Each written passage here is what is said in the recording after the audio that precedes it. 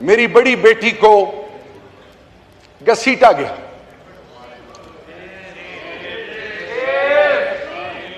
मेरी बीवी को लाते मारी गई। डिप्टी स्पीकर साहब,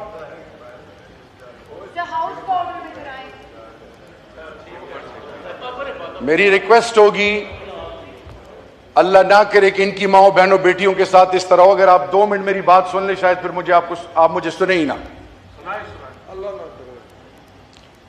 डिप्टी स्पीकर साहब, घर में जो हुआ, 24 घंटे एक थाने में मेरी वाइफ को और मुझे और मेरी बड़ी बेटी को रखा गया, मुख्तलिफ थानों में। 24 घंटे तक उनको यह नहीं पता था कि हमने आपको उठाया क्यों है। 24 घंटे के बाद उन्होंने कहा आपको 3 MPO में हम अडियाला जेल लेके जा रहे हैं। ठीक है, फिर इमरानी मुआहिदा